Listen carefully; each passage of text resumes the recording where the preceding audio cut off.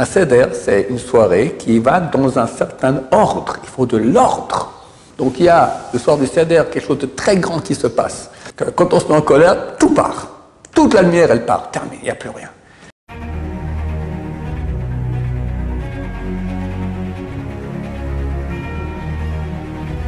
Ce show dédié pour l'élévation de l'âme de Avraham Norbert Ben Jora Zatzal, de mémoire bénie. Donc c'est aujourd'hui l'anniversaire du décès.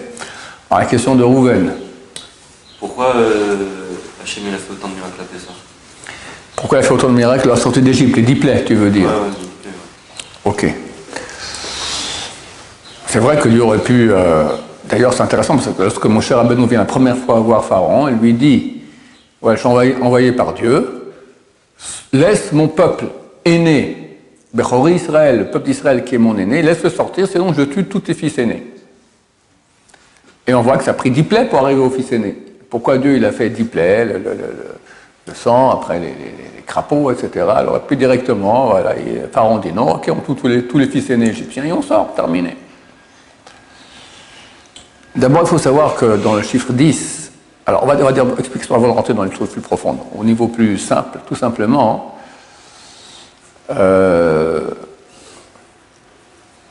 Hachem a voulu faire de l'éducation. D'ailleurs, c'est comme ça que Hachem agit dans le monde très très souvent. Dieu veut quelque chose de quelqu'un. Alors, il lui montre la voie. Mais le type, il ne veut pas. Mais Hachem veut. Alors, qui est plus fort, le type ou Hachem? Hachem. Mais Hachem ne va pas le forcer. Il va le mettre dans des situations où lui-même, au bout d'un moment, il sera obligé de revenir vers la bonne voie. Très souvent, tu vois des gens dans leur vie, ils s'obstinent. Au bout d'un moment, c'est coincé. C'est coincé. Au bout d'un moment, il est obligé de tourner la tête vers Dieu et commencer à avancer. Tellement de gens ont des mauvaises midotes, des mauvais traits de caractère. Ben, dans leur vie, Dieu les met dans des situations qui vont les obliger, au bout d'un moment, à commencer à changer. Et on n'aime pas changer. Surtout pas les midotes. Les midotes, c'est une partie de moi-même, d'accord? C'est vraiment m'égorger moi-même. On égorge ton sœurs. En deux mots, Dieu, c'est le grand boss, c'est le grand éducateur du monde. Maintenant, il fallait éduquer, d'une part, Pharaon, qui d'ailleurs, en fin de compte, a fait tchouva, le roi de Ninive. Il fallait surtout éduquer le peuple juif. Le peuple juif n'était pas du tout prêt à sortir d'Égypte. C'était des esclaves. C'était une situation de petitesse, de l'âme terrible. Un esclave, c'est vraiment terrible. Et devient le peuple d'Israël et reçoit la Torah. Donc il fallait faire des étapes où lentement le peuple juif a commencé à lever la tête.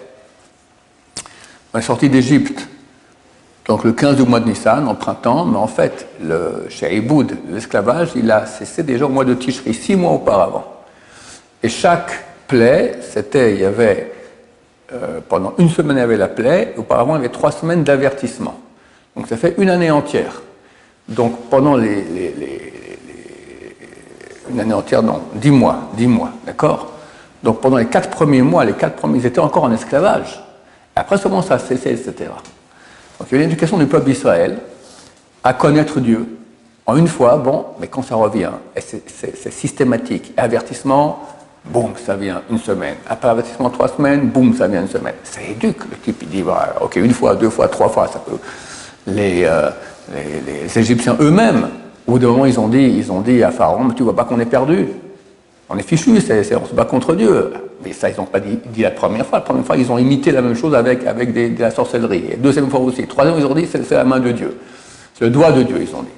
Mais ça ne suffisait pas encore. Au bout d'un moment, il fallait. Et même au bout d'un moment, Pharaon a dit, c'est nous les Réchaïm, vous êtes les Sadikim, mais nous, on est les mécréants. Bon, ça n'en servait à rien.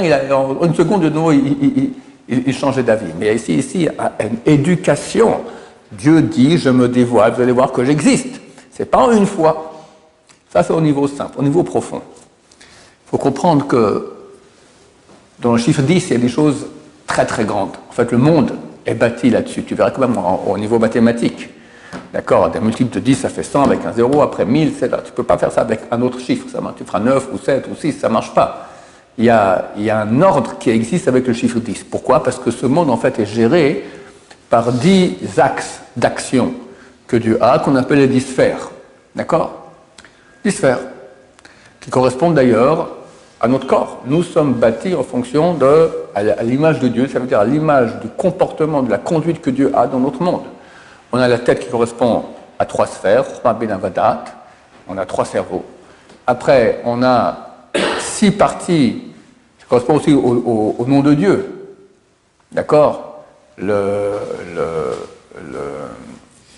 Sur le You du nom de Yud Kevavke, il y a une petite pointe. Ça, c'est la partie la plus haute. Elle est invisible à nos yeux. Plus c'est haut, moins c'est visible. Pour illustrer cela, avant de revenir là-dessus, on sait qu'il y a 4 mondes. Le plus bas, Asiya, le monde de l'action, après Yetzira, Bria et Atzilut. Par rapport à cela, on a dans le Sefer Torah. Les lettres correspondent au monde le plus bas. C'est ce qu'on voit le mieux. Le monde qui est un peu plus haut correspond, c'est Tanta, on appelle cela, Tanta, Tamim, Nekudot, Tagim, Otiyot, depuis le haut jusqu'au bas. Alors je commence par le bas. Le plus bas, les lettres. Après, on a sur les lettres, il y a des petites couronnes qui correspondent à un monde qui est beaucoup, beaucoup plus haut.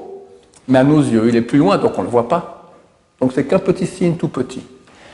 Après, il y a les points. Il n'y a pas de points dans la Torah. Pas écrit. Et pourtant, sans point, tu ne peux pas savoir comment lire, tu peux te tromper complètement. D'accord? Donc c'est essentiel. Mais c'est un niveau qui vient d'un monde qui est beaucoup plus haut que les lettres et les petites couronnes, donc ça n'apparaît même plus. Et enfin, il y a la mélodie qui s'apparaît encore moins. D'accord? Déjà, tu as des livres où on t'aura le texte de la Torah avec les points, mais sans la mélodie. La mélodie, c'est encore plus haut, c'est le monde le plus haut. Et ça n'apparaît pas non plus. Et puis autour, après, il y a l'infini. Autour des lettres, tout le guilion et partie blanche correspondent à l'infini, qui est encore plus haut que les 4 mondes. Donc, plus les choses sont hautes, plus elles apparaissent chez nous en petit.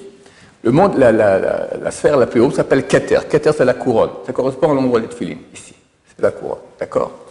Correspond dans le nom de Dieu à la petite pointe qu'il y a au-dessus du Yud. Alors que c'est énorme, mais c'est tout petit.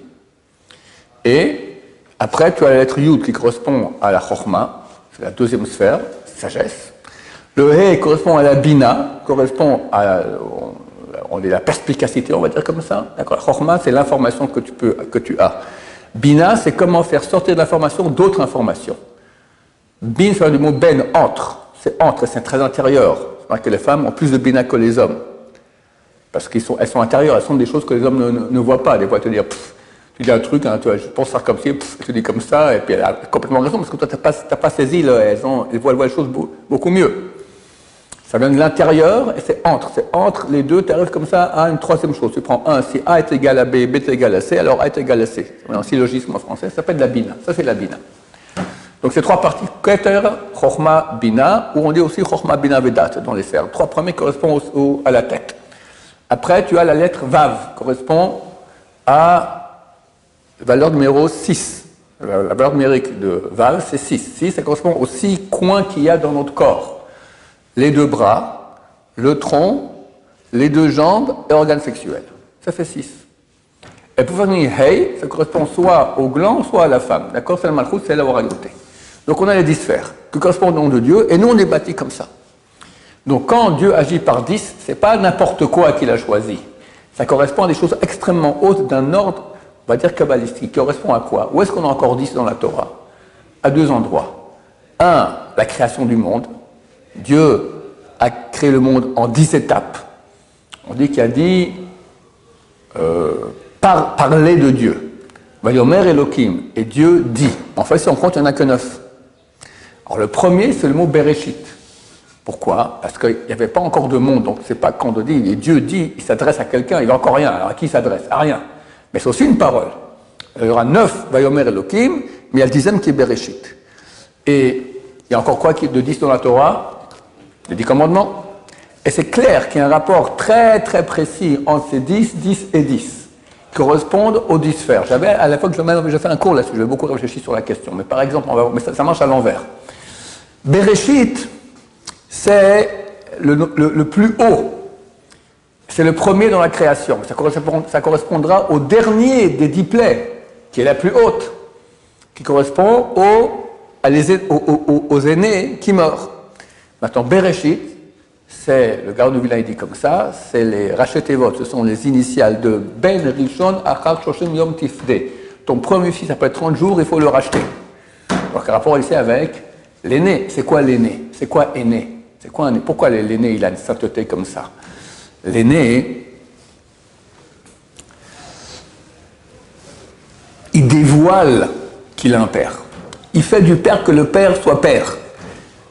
Quelqu'un se marie. Moshe se marie avec Yocheved, d'accord? Il est papa. Il n'est pas papa. Il est papa potentiel. C'est quand qu'il devient papa? Lorsqu'il a un fils qui est né. Et alors, comment on appelle un papa en hébreu? Un père? Av. Av, c'est 2 lettres. Aleph et Bet. Aleph, c'est 1. Bet, c'est 2. C'est quand que tu es père? Quand tu es un 1 qui est un 2. Si tu n'as pas un 2 qui est là, ça ne marche pas. M, mère, c'est 1 et 40. Même, parce que c'est 40. Après 40 jours de la fécondation, la mère, elle devient déjà porteuse d'un être qui a une partie d'âme. Avant, elle a une petite partie, mais c'est tellement petit que c'est rien. Après 40 jours, il y a une partie d'âme qui arrive. Maintenant, l'aîné, son nom c'est Bechor. C'est quoi Bechor? C'est 3 lettres. Bet, Kaf, Resh. Bet, ça vaut 2, Kaf, ça vaut 20, Resh, ça vaut 200. C'est 2 à tous les niveaux. Unité, dizaine, centaine, on n'a pas plus. Maintenant, il y a 3 termes en hébreu qui sont composés des lettres 2, 20 et 200. Bechor, l'aîné, quoi d'autre? Rechev. Rechev, c'est une voiture, un chariot, d'accord? Et un char. Une fois, j'avais un copain qui était au Canada, il m'a dit, là-bas, les Québécois, il dit, c'est-tu ton char? Il n'a rien compris ce que je lui disais. Un char, c'est la voiture, d'accord? Quoi encore comme mot qui est 2, 2 et 2? Berech. Berech, c'est quoi Berech? Alors, ça a 2 mots qui signifient Berech en hébreu. Le genou. Et Berech, il a fait la bracha, la bénédiction. Tous ça sont des mots qui sont 2, 2 et 2. Et tous vont dans le même sens. Lequel? Que tous ce sont des 2 qui dévoilent qu'il y a un 1. Le fils, quand il va naître, il dévoile qu'il y a un père. Il a dévoilé la paternité de son père. Avant, ce n'était pas dévoilé, c'était que potentiel. Lui, il est un 2 qui dévoile qu'il y a un 1. La bracha, tu prends une pomme, tu dis, bon, prière, tu dis, Dieu, c'est toi qui as créé. La pomme n'est pas la première, elle est deuxième après que quelqu'un l'a créée. Berech, le genou, à quoi ça sert? Ça sert à s'agenouiller devant Dieu, reconnaître que tu es un, c'est toi qui nous a créés, on est complètement subordonnés. Et la voiture, c'est quoi la voiture? C'est quand quelqu'un il est subordonné à Dieu, reconnaît que Dieu c'est le maître de tout, que nous on n'est que des 2, alors il devient le chariot céleste de Dieu. Les tzadikim sont appelés, c'est la Merkava, d'accord? Le patriarche Abraham, on appelle la Merkava, d'accord? Tu deviens un chariot, un support de Dieu. Dieu vient sur toi, se pose sur toi, tu deviens un support de Dieu. Donc comment t'es arrivé à tout cela? 10. Alors ça commence par Bereshit, qui est un dévoilement qui est un Dieu. Comme aujourd'hui aussi au niveau astrophysique, d'accord? C'est phénoménal. Comme je l'ai répété très souvent ici dernièrement, jusqu'en 1965, le monde était convaincu que le monde a toujours existé. C'est la méthode grecque. Einstein, le grand Einstein, qui était un pauvre type, je peux me permettre de le dire à ce niveau-là, il n'a pas voulu accepter. Il y a un grand astrophysicien juif, pas religieux, mais qui lui a montré par A plus B que c'est impossible. C'est pas un monde éternel. Il m'a dit, vous m'agacez. Il est revenu apprendre, vous m'agacez, vous ne voulez pas écouter cela. En 1965, on a découvert Big Bang. Donc il n'y a rien et il y a. Donc il y a un créateur. C'est phénoménal. Donc ça, c'est Bereshit. Et juste en passant, parce que ça correspond bien à ce que la Torah dit, lorsqu'il y a Big Bang, qu'est-ce qu'il y a? Si nous, on voit un Big Bang, qu'est-ce qu'on voit? On voit rien. Obscur, tout à coup, il y a une petite boule de matière qui contient, c'est même pas de matière, c'est du magma, qui contient toute la masse du monde entier. Donc il y a une température de milliards de degrés et elle éclate. Qu'est-ce qu'on voit? Lumière. Et Dieu dit, Yehi. Or, qui est lumière? Il y a eu lumière. Deuxième acte. Maintenant, nous, on a dit, dans le 10 commandements, ça va à l'envers, du plus faible au plus grand. Le dernier, c'est les fils aînés. Celui qui est avant, qui correspond à lumière, c'est quoi? Obscurité. Ça marche. La pleine obscurité correspond au deuxième étape de la création. Et comme ça, je fais un cours entier, les crapauds, le sang, tout ça, on peut tout retrouver. Le sang, c'est très simple. Dame, c'est Dieu a créé Adam, le premier homme, d'accord? C'est même écrit de façon...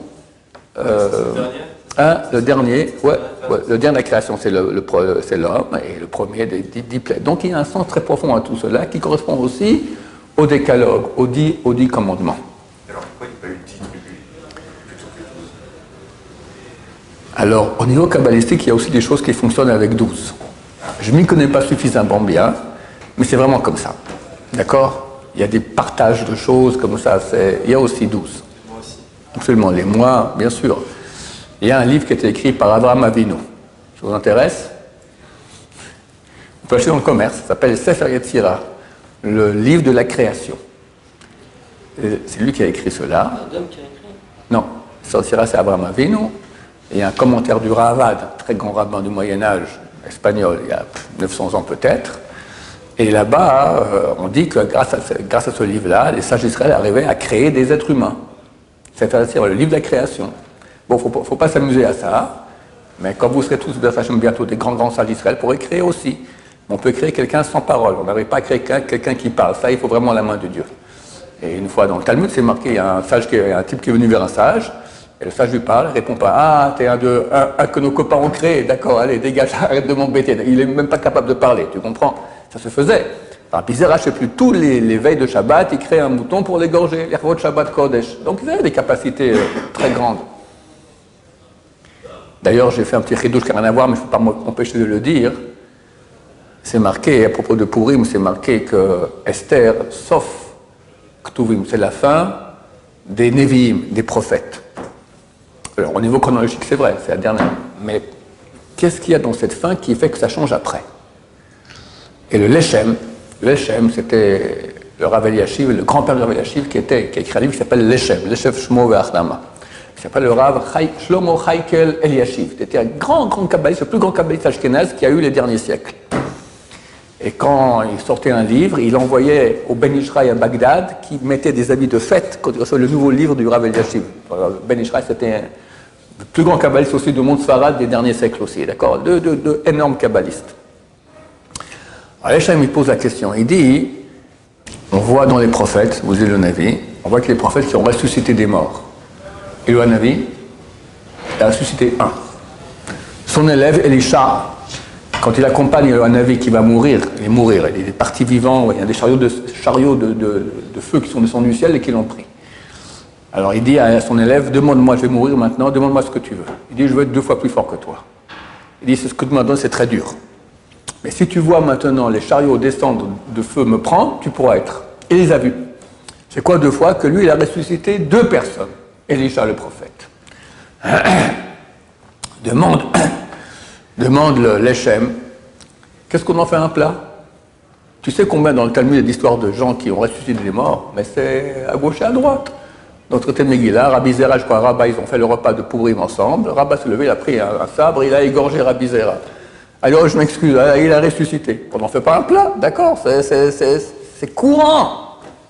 Alors, il peut dire, il faut comprendre que le Talmud, c'était des géants qui ont écrit ça, mais relativement aux prophètes, c'est des rien, c'est des microscopes, c'est des planctons, d'accord? Eux, ils font des choses beaucoup plus grandes que les prophètes, c'est pas normal. Répond le Rav Eliashiv une réponse tellement belle, il dit comme ça. À Purim, c'est marqué avec Kiblou, et Tachar et Chelou la Sot. Ben Israël ont pris sur eux de pratiquer la Torah. Comment? Mais c'est déjà au Mont Sinaï, ils ont pris sur eux. Ils disent non, au Mont Sinaï, Dieu a pris la montagne, il l'a mis comme ça. Ou vous acceptez, ou ce sera votre tombe. Bon, alors on accepte. On a pris de force, contraint. Ok. Mais à Purim, ils ont vu tellement l'amour de Dieu était grand, qu'ils devaient être tués. C'est fini, ils ne pratiquent plus la Torah, ils ont fait des péchés. Et Dieu, il s'est réveillé, il les a sauvés par un miracle tellement grand, ils ont reçu par amour de pratiquer la Torah. Du Rav Eliashiv, tu vois la différence entre par amour et pas par amour. Les prophètes, c'était pas par amour. Quand ils ressuscitent un mort, Eliyahu Navi, Elisha, extraordinaire, 1 fois, 2 fois, extraordinaire. Une fois qu'on a accepté de pratiquer la Torah par amour, c'est plus rien, c'est être à n'importe qui, presque n'importe qui peut le faire. C'est un grand mot ça pour nous, messieurs, prendre sur soi par amour de pratiquer la Torah. Aujourd'hui, Baruch Hashem, la Tchouva qui est énorme dans le peuple d'Israël, énorme. Elle est par amour, que par amour. Je ne connais pas un Baal Tchouva qui a fait Tchouva par peur de l'enfer, ou par peur de la mort, ou par peur de rater son permis de conduire, ou je ne sais pas quoi, d'accord? Uniquement par amour de Dieu. Maintenant, le soir du Seder, on fait le Seder. Ça veut dire quoi le Seder? Ça veut dire ordre. C'est très difficile. D'habitude, c'est une rencontre familiale. T'as les très vieux déjà qui disent on finit quand? C'est quand qu'on mange. T'as les petits-enfants qui tournent autour, ils font un balagan terrible. Et surtout que Pessah, si jamais un truc qui tombe par terre dans la maison, on ne le mange pas, d'accord? Peut-être qu'il y a du hametz par terre, on n'est jamais certain à 100 000%, les enfants ils prennent, et ils jettent, et machin. Et il y a ici une nécessité de faire un seder. Un seder, c'est une soirée qui va dans un certain ordre, il faut de l'ordre. Il y a 64 mitzvot le soir du seder, 64, et qui correspondent aussi à ce qui s'est passé en sortant d'Égypte, la même lumière qui est venue. Elle vient aussi par les 10 sphères. Elle vient le soir du Seder. C'est phénoménal, c'est une lumière extraordinaire. C'est où le 10 du soir du Seder? Le plateau. Tu as 3 matzot qui correspondent aux 3 parties du cerveau dont on a parlé. Chokhmah, Medadat. Alors, personne ne vous dira cela. Ils disent Abraham, Yitzhak et Yaakov. Bon, c'est gentil. Il faut savoir que le rapport des 10 sphères, c'est aussi par rapport à 10 personnages de l'histoire juive, ces 10 sphères-là. Maintenant, dans le plateau, tu as les 3 matzot correspondent aux 3 parties de ton cerveau. Après, tu as 3 mitzvot qui sont de la Torah. C'est, à droite, on a que je me rappelle bien, le maror au centre, c'est écrit dans la Torah. Tu as le zroa, qui correspond au korban Pesach. Le zroa, ça veut dire un os d'os qui a été grillé. Et on met d'habitude des œufs, qui correspond au korban chagiga, au sacrifice de chagiga qu'on accompagnait. Ça veut dire qu'il fallait manger le sacrifice pascal quand on était rassasié. Alors qu'est-ce qu'on mangeait avant? On mangeait un korban, sacrifice chagiga, d'accord, qui pouvait être cuit aussi à l'eau. Une fois qu'on l'a bien mangé, on mangeait le korban Pesach. Donc tu as 3 mitzvot de la Torah. Après, tu as 3 mitzvot des Rabbanan. C'est la haroset, de tremper le maror dans la haroset. Tu as le karpas à gauche, de manger au début du seder, tout au début, on mange un petit morceau comme ça de céleri pour rendre quitte le hadama du maror, et ça fait partie du seder. Et tu as aussi encore de la laitue, mais tu as 2 laitues. Tu as un qui s'appelle maror, un qui s'appelle chazeret. Et là, on va l'utiliser pour la mission du maror, qui à la base c'est de la Torah, et nous on le fait aussi, on reprend maintenant pour quand on mélange ensemble la matzah avec le maror, elle est mangée ensemble. D'accord? Ça c'est mitzvah des Rabbanan, comme faisait Hillel au temple. Ça c'est des Rabbanan. Donc tu as 3 matzot, 3 mitzvot de Roaïta, 3 des Rabbanan. Ça fait combien? 9. Il reste la malchoute. La malchoute c'est quoi? C'est la sphère, la royauté. Un roi, c'est écrit, il n'a rien par lui-même. Mais il a des ministres. Tu as un spécialiste en économie, un spécialiste dans la sécurité et la guerre, d'accord, c'est un grand général, spécialiste dans l'éducation, et lui, il prend conseil chez eux, il reçoit toutes les informations et prend la décision. Ça, c'est la malchoute, c'est la royauté. C'est pour ça qu'elle correspond à la lune. La lune, elle n'a rien par elle-même. Elle reçoit du soleil, d'accord? Maintenant, qui reçoit ici? Le plateau lui-même, c'est ça la malchoute, ça fait 10. Donc il y a, le soir du Seder, quelque chose de très grand qui se passe. Et chaque étape correspond à des choses kabbalistiques très grandes. Le verre de vin, les 4 verres de vin correspondent aux 4 matriarches, les 3 matzot, comme je dis, aux 3 patriarches, et tout ce qu'on fait à un ordre super important, qui fait descendre cette lumière extraordinaire le soir du Seder. Ce qu'il faut arriver le plus, à ne pas se mettre en colère. Quand on se met en colère, tout part. Toute la lumière, elle part. Terminé, il n'y a plus rien. Et c'est très dur déjà, dans les préparatifs de Pessah, il y a une tension. Et quand on doit passer de Hametz à Kasher de Pessah, il y a un peu de Hametz ici, on devient fou. On devient fou, donc il faut rester très calme, très gentil, aider sa femme avec le sourire, la femme elle n'en peut plus non plus. Et le soir du Seder arrivé, et là on reçoit cette lumière extraordinaire de la Hachem, et que cette année on est aussi Mashiach avec, Baruch Adonai, l'Olam, Amen, Amen.